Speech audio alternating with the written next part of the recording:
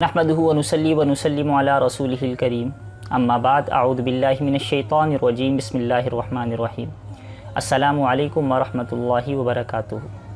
सामीन मोहतरम, सफ़रुल मुज़फ़्फ़र के महीने के हवाले से बाज़ नावाक़िफ़ मुसलमान जो हैं वो इंतहाई शकूक व शुबहात का शिकार होते हैं और उनका ये कहना है कि इस महीने में नबी दो आलम सल्लल्लाहु ताला अलैहि व आलिहि वसल्लम बीमार हुए और बीमार से सेहतियाबी उन्हें अता हुई। लिहाजा इस महीने के अंदर बाज़ तो इसे दुरुस्त नहीं समझते, मनहूस समझते हैं नऊज़ बिल्लाह, और बाज़ दीगर गलत अक़ायद अपने बनाए हुए हैं। उन गलत अक़ायद में से दो बुनियादी चीज़ें हैं।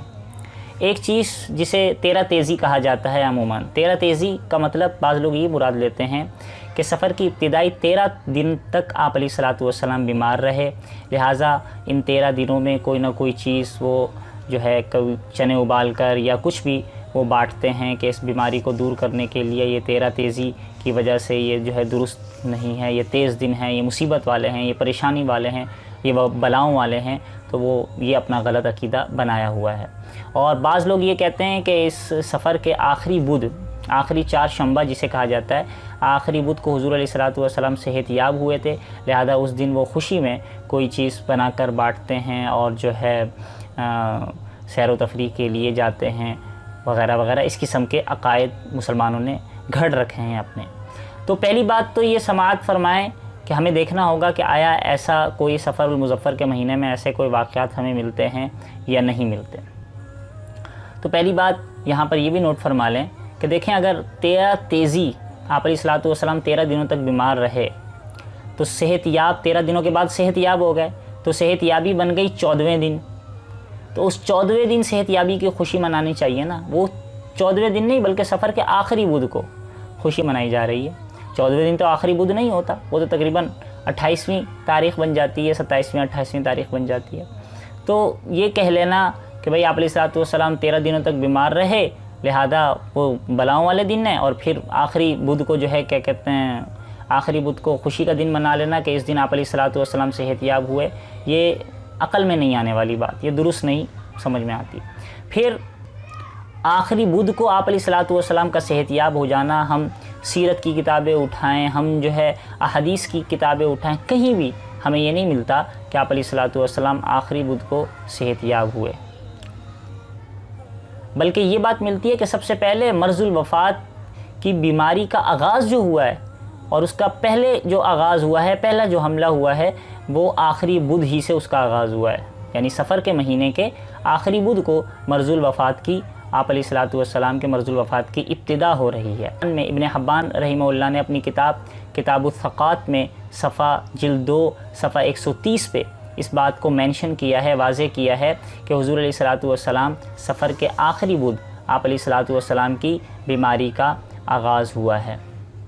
ये एक कौल के मुताबिक, और भी अक़वाल हैं बीमारी के आगाज़ होने के, लेकिन उनमें से एक कौल ये भी है। तो यह बात ऐन मुमकिन है कि आखिरी बुध आप अलैहिस्सलातु वस्सलाम बीमार हुए और उसी बीमारी की वजह से आखिर में आप अलैहिस्सलातु वस्सलाम वफ़ात पा गए। तो जो दुश्मनाने दीन हैं, दुश्मनाने इस्लाम हैं, दुश्मनाने रसूल हैं, उन्होंने खुशी मनाई हो, तो ये मुसलमानों को उस जो है धोखे में लेकर मुसलमानों के अंदर ये रवाज दिया हो। जैसे कि और रिवायात भी हमें मिलती हैं कि 22 रजब के जो कुंडे होते हैं, नाम दिया जाता है कि हज़रत जाफ़र सादिक रहमतुल्लाह अलैह की विलादत हुई, हालांकि दर हकीकत हज़रत अमीर मुआविया रज़ी अल्लाह ताला अन्हु की वफ़ात की खुशी के तौर पर वो कुंडे मनाए जाते हैं। तो यहाँ भी ऐन मुमकिन है कि ऐसा हो सकता है, दुश्मनान इस्लाम की ये साजिश हो सकती है।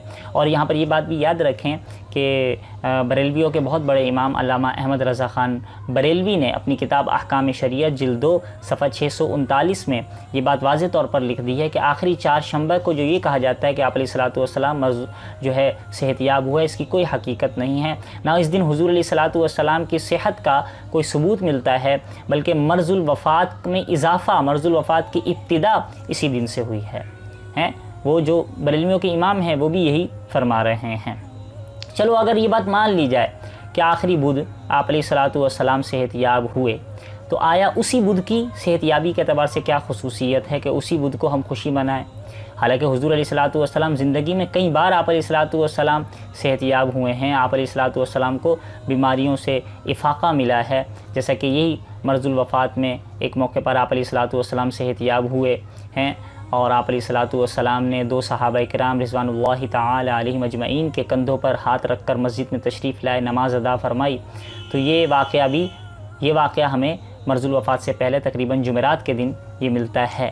تو اس موقع پر خوشی نہیں منائی جاتی، اس موقع کو صحت یابی سے منسلک نہیں کیا جاتا۔ وہ واقعہ بھی ہمیں یاد ہے کہ جب آپ علیہ الصلاۃ والسلام پر جادو کیا تھا، لبید بن عاصم ایک یہودی نے اپنی بیٹیوں کے ساتھ مل کر قرآن مجید فرقان حمید کی 2 سورت سورہ فلق اور سورہ ناس اس پر نازل ہوئیں، اور وہ جادو کا اثر جو تھا تقریباً جو ہے محرم میں اس کا آغاز ہوا تھا، اور جمادی الثانی میں جا کر آپ علیہ الصلاۃ والسلام کو صحت یابی عطا ہوئی تھی، افاقہ ملا تھا۔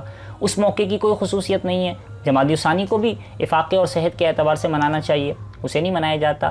آخر اسی مرض الوفات کی جو بیماری کا دن ہے، اسے جو ہے صحت یابی سے منسلک کر کے اس کو خوشی کے طور پر منانا، یہ عقل میں بات آنے والی نہیں ہے، یہ کسی سازش ہی کی اس سے بو آتی ہے، تو لہذا اس سے مسلمانوں کو پرہیز کرنا چاہیے۔ بہرحال یہ عقیدہ رکھنا کہ سفر المظفر میں آپ علیہ الصلاۃ والسلام بیمار ہوئے اور بیماری سے صحت یابی ہوئی، لہذا خوشی کے طور پر کچھ بنا کے بانٹ لیا، یا بیماری کی وجہ سے سفر المظفر کو کے مہینے کو منحوس سمجھا، یہ بھی درست نہیں ہے۔ دیکھیں اگر بیماری کی وجہ سے اس مہینے کو منحوس قرار دے دیا جائے تو ربیع الاول میں تو وفات ہوئی ہے، اس کے بارے میں کیا عقیدہ ہوگا؟ تو لہذا دین اسلام کسی دن کو کسی مہینے کو غلط قرار دینے کی بالکل بھی اجازت نہیں دیتا۔